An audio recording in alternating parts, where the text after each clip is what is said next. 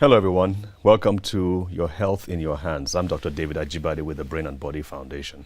And over the past couple of weeks, we've been going over cardiovascular health and how it pertains in the Nigerian environment.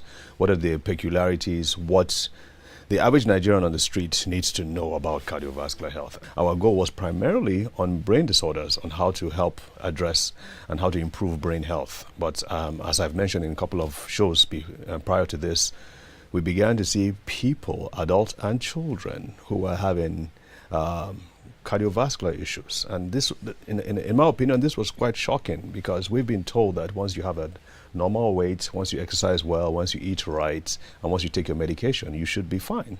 And we had people who were doing all these things correctly, and yet they were still on 4, 5, sometimes even 6 different medications for cardiovascular disease alone. And so it got us thinking and saying, okay, what needs to be done? Why is it that the Nigerian is having so much trouble with cardiovascular health? And I began to ask my cardiologist friends, researchers, and really the truth is I just didn't find any satisfactory answers. And so that forced me to really do a deep dive into the literature and into research and see what exactly is going on. What is it about the black person? What is it about the black person living in sub-Saharan Africa that makes them more susceptible to heart disease? And quite frankly, the answers have been quite revealing. And so that's what we are sharing with you, and that's why we're partnering with NTA to bring this information, this vital information to Nigerians everywhere, because we have almost 200 million people.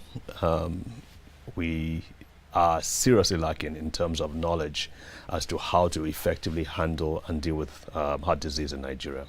So please stick with us. I hope some of you have been sending in your questions, and I have a few of them here.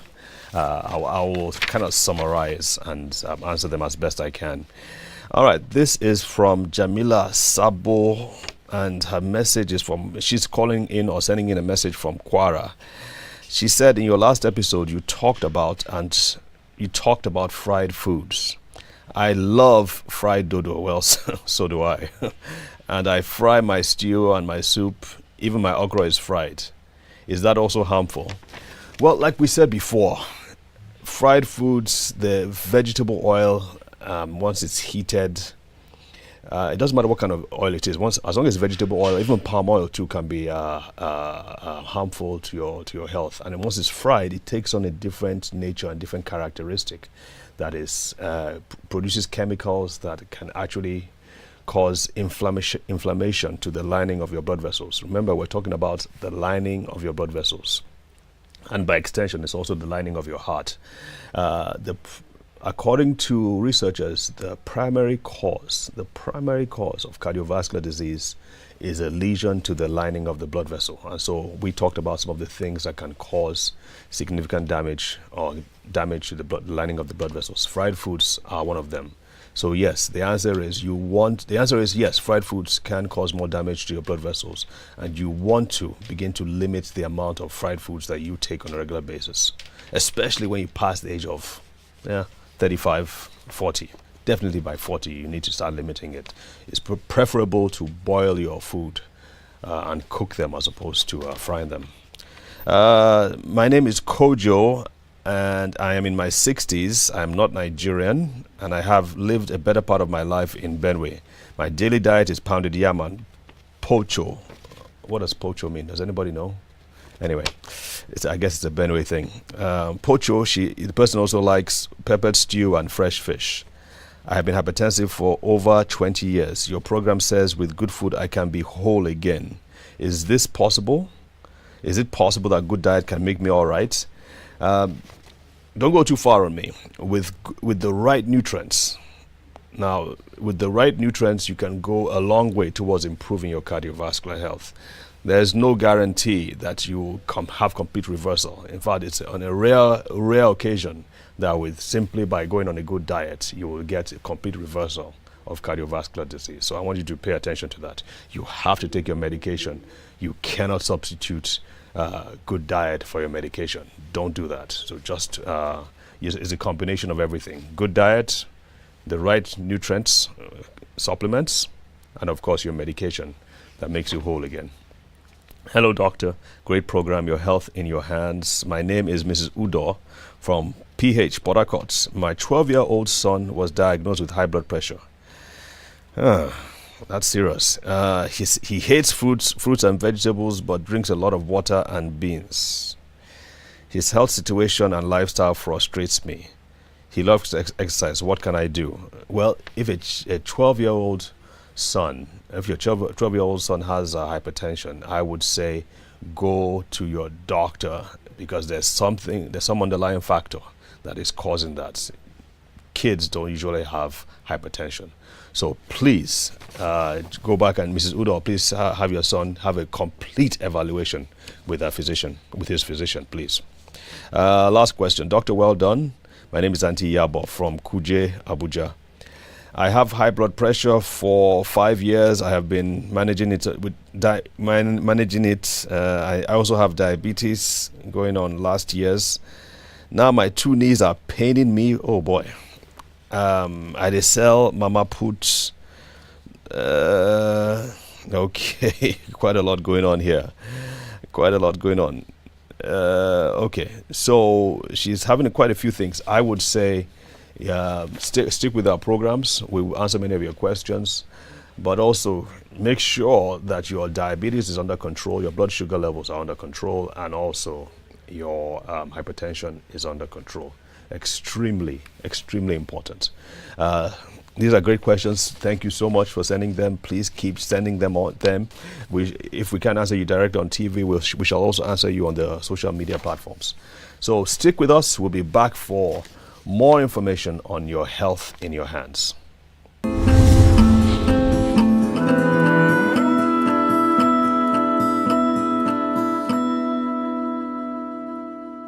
Welcome back. So last week we spoke about the different nutrients that can be helpful in the reversing of damage to the cardiovascular system, and more than that, improving cardiovascular health. So we talked about those things. We spoke about vitamin C, we spoke about vitamin D3, and we spoke about a certain amino acid called L-arginine. There are 7 main nutrients that are specifically, or they've been found to be specifically helpful in cardiovascular health. And remember, the primary cause of cardiovascular disease, I can't say it enough, is a damage or a lesion in the lining of the endothelium. So when it comes to L-arginine, and I'm going to do a separate segment on L-arginine specifically, because L-arginine is an amino acid which the body takes in and produces a gas. I'm going to tell you what that gas is. That gas helps to improve, helps to dilate, helps to relax the blood vessels. What we know is that we black people are deficient in that gas, and that's why, for the most part, our blood vessels are tighter many times than the white person's blood vessel is, and therefore we are more prone. One of the things why we are more prone to cardiovascular disease. We also talked about vitamin D3 as another thing. Vitamin D3, by the way, helps to release this gas as well. So, and we again are very deficient in vitamin D3, especially those of us who live in metropolitan areas, in places like Abuja, where we're always under the AC and always indoors. So it's very important. Let's move on to vitamin K2. You have this slide in front of you, so we're just going down the list. Vitamin K2 has gotten some prominence over the past few years. It wasn't really recognized as much. But vitamin K2, what it does, it works with vitamin D3 to take out, it helps to send calcium and other things that cause plaque. It sends calcium into the bones. So it works with vitamin D3 to send calcium into the bones. One of the things we know from cardiovascular disease is that atherosclerosis, maybe some of you may know what that means. It means the hardening of the arteries. It starts with deposits of calcium in the inner lining of the blood vessels. So what vitamin K does, again, is to inhibit or to avoid that deposition from happening and sending the calcium into the blood, into the bones where they should be. Again, it works with vitamin D3. A caveat here is that if you're on blood thinners, you do not want to be taking vitamin K2, because the doctor gives you those blood thinners to avoid blood clots in certain conditions. I'm not going to go into that. But vitamin K2 should not be taken with blood thinners. But you do need to know that vitamin K2 has been very, very helpful when it comes to atherosclerosis. Again, you can do the research yourself. The fifth nutrient is magnesium. Again, they've done research in the US and they found out that black men and black women tend to be more deficient in magnesium than white people are. Some of it is due to their diets. Some of it may just be due to their genes. So magnesium is very important in that it helps to, it helps in relaxing the blood vessels. But a lot more than that. It helps in the transmission of electrical impulses through the heart. So you have the heart here. Okay, and then you have the blood vessel. Okay, so magnesium helps to relax. So when blood is flowing from the heart, magnesium helps to relax the blood, the blood vessels, so that it allows the blood to flow well. If your blood vessels are not relaxing, it means that they are being rigid and they're being tight. So the blood, and it shouldn't always be the same size. It should be able to relax, expand, and relax and contract, expand and contract. If it's not doing that, the blood flow is going to be impeded, and this is what is known as atherosclerosis. Atherosclerosis. It could be spelled with an ART or ARTH, atherosclerosis. This happens in the bigger arteries. Atherosclerosis happens in the smaller arteries. So you need to have enough magnesium to allow impulses for the heart to beat properly and rhythmically, and also magnesium helps to relax the blood vessels. I'm going to go on to the next one, which is antioxidants. Antioxidants, some of you may have heard of antioxidants before. I think they are absolutely crucial, especially as you're growing older. I think I'd mentioned in one of the shows before that your body produces chemicals which can be harmful to the body itself. These chemicals are produced from the burning of fuel, glucose, sugars, carbohydrates, amino acids. Your body burns up these good nutrients and it produces the energy, but also it produces bad, sometimes even toxic substances. Your body removes them the same way a car removes waste products through the exhaust pipe. But instead of having an exhaust pipe, your body has what are known as antioxidants. So these are chemicals. So you have all these bad, let's depict the bad chemicals. These are the bad chemicals. These are bad chemicals. So what antioxidants do is that antioxidants come into place and they actually neutralize these chemicals. It goes without saying that the younger you are, the more your body produces the neutralization factors, which are the antioxidants, which helps to neutralize these what are known as free radicals. It's very important because these same antioxidants and these same free radicals can attack the lining of your blood vessels. So these antioxidants can attack this lining, and therefore you need the free. Did I say antioxidants? I said the free radicals can attack the lining of your blood vessels. Excuse me. And so you need to be able to produce antioxidants that can minimize that. The more your antioxidants attack the lining of your blood vessels, the greater your chance of having atherosclerosis. And so it's vital that you take some antioxidants. Again, most of these antioxidants can be found in fruits and vegetables, but you need to take a lot of them. A lot of lime, lemons, vegetables, spinach, bitter leaf. These are all chock full of antioxidants, but they have to be taken raw. If you cook them, you're not going to get enough. So remember about that. You need antioxidants. The last one we're going to be talking about are the anti-inflammatories. You have that on your board as well. Inflammation. So antioxidants and anti-inflammatories go hand in hand. The oxidants or the free radicals, that's these red ones, are produced by your body. They attack your body. They attack the lining of the blood vessels. as well as other parts of the body. So they attack, they attack, they attack, they attack. Your antioxidants are supposed to protect them. But what happens when your body is attacked? What happens when there's injury in any way to any part of your body? Your body responds always. It responds always by something called inflammation. As your body responds to try to deal with these things, to try and heal the damage that has happened. Many times this damage is not well taken care of, and so it's known as inflammation, and it can go on and on and on and on. So sometimes your body needs help in dealing with the inflammation, and so you need anti-inflammatories. I hope you get the picture. We'll talk, and some of these anti-inflammatories can be gotten from omega-3s and other fruits and vegetables again. Okay, we've taken it a long time to explain this. We'll be right back after the break.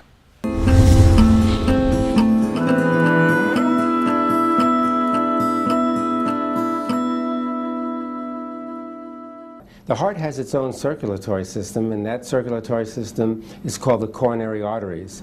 When people develop atherosclerosis or high cholesterol levels, this can result in plaque deposition, plaque formation in the arteries. And as those plaques grow and grow, they can obstruct the flow of blood. This can lead to a decrease in the flow of blood and therefore the flow of nutrients and oxygen to the heart, to the point where when you need your heart during exercise or walking up the stairs or changing a flat tire or almost anything else, if the heart does not get enough blood or oxygen, it's going to feel pain due to ischemic damage.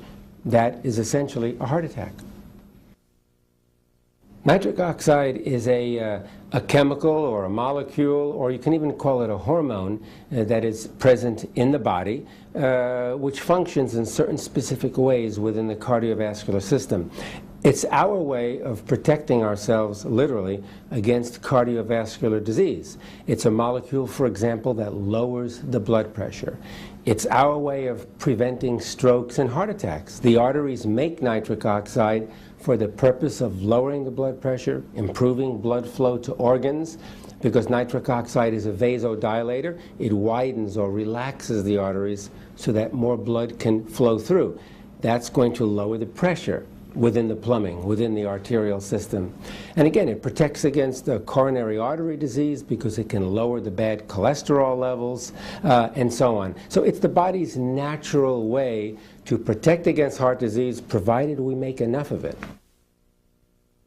Nitric oxide is considered to be a lifesaver because it's the body's natural way of protecting against cardiovascular disease. Cardiovascular disease is the #1 killer, not only in the US, but throughout the world.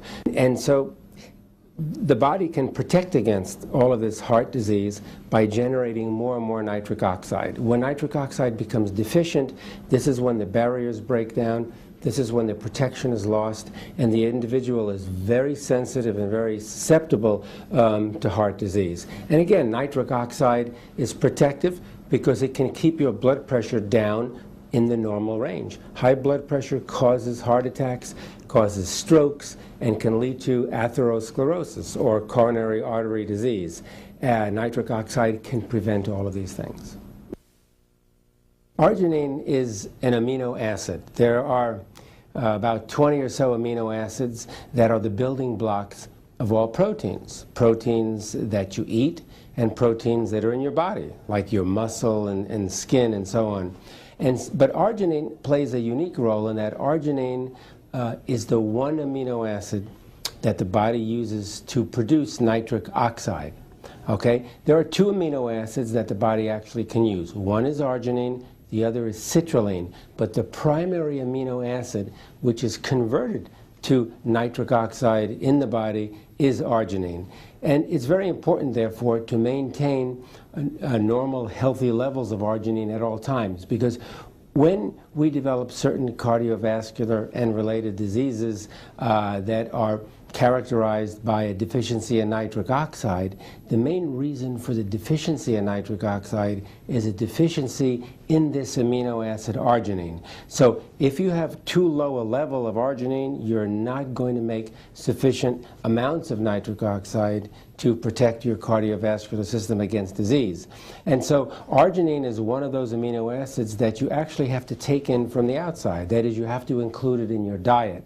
And we're lucky that so many different proteins contain arginine. But sometimes, even though we may eat healthy and eat normal amounts of protein, if you have a deficiency in arginine, you're not going to get sufficient amounts from the diet. So you may want to consider supplementing your diet with extra arginine. Welcome back to Your Health in Your Hands. Again, we're talking about cardiovascular health. After this video that you've just seen, in which you see the Nobel Prize winner talking about how to produce nitric oxide in your body, I wanted to kind of like go into a little bit more. And quite frankly, I don't think you can argue very, very aggressively with a Nobel Prize winner. These are people who have reached the top of their field, and they've been recognized all over the world as authorities in what they're talking about.